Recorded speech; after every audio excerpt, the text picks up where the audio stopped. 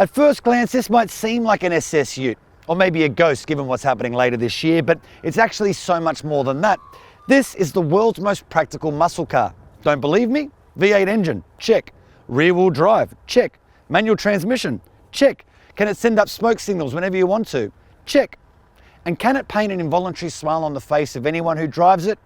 You better believe it. But first, a little sadness. This is obviously the last hurrah for this mighty ute, with the Aussie factory now confirmed for an October 2017 closure. And with only GM's international portfolio to choose from that point onward, it means the end of vehicles like this. So Holden has added features to this 2017 model, which you can consider something of a farewell party. You now get 19-inch alloy wheels, satellite navigation and a new head-up display, all of which join carryover highlights like that killer exhaust, keyless entry and push-button start, and a 7-inch touchscreen. There is, however, a price increase for 2017 too.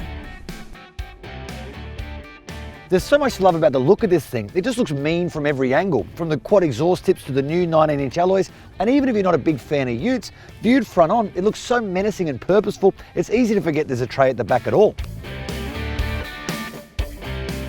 Inside, Holden has created a genuinely classy interior, but if you scratch below the surface, you will find the use of some cheaper plastics. Some of this tech stuff does feel a little bit outdated, and for some reason the steering wheel's so big it feels like it should be used to steer a tall ship, but apart from that, it's a lovely place to spend time, and it all feels particularly un-Utey.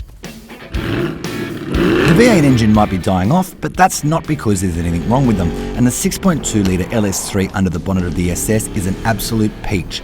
304 kilowatts of power, 570 newton meters of torque, and more smoky goodness than a Marley tribute show should you switch the traction aids off. But that's all the headline stuff. The real joy of this engine is just how smooth and effortlessly it accomplishes the day-to-day things. Despite the stiffer sport-tuned suspension, it's just so usable and livable. Now before I get all excited, let's get the bad stuff out of the way first. The clutch is vague and weirdly light, and it's hard to know when to feed the throttle on. The gearbox is not my favourite, and it doesn't always go into reverse when I want it to, and the technology is old school and glitchy, especially the Bluetooth connection, which sits in dead silence for a couple of seconds before it connects your phone call. It's not as refined as a European V8, nor is it as easy to drive smoothly when you just want to take it easy. But you know what? I don't care.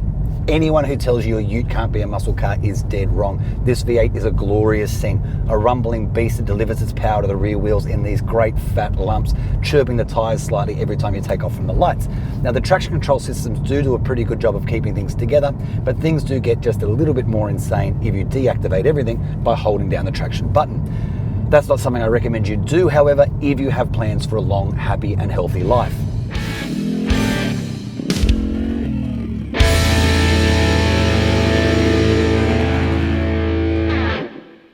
It might be starting to show its age in a couple of areas, but Holden's SS Ute is an absolute classic. It's guaranteed to put a smile on your face, just as it's guaranteed to put a frown on the faces of the people you leave quaking in your thunderous dust.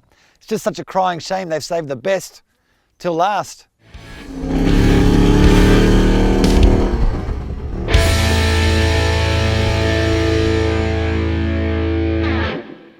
To read my full review, click here. And don't forget to subscribe to stay on top of all our latest reviews.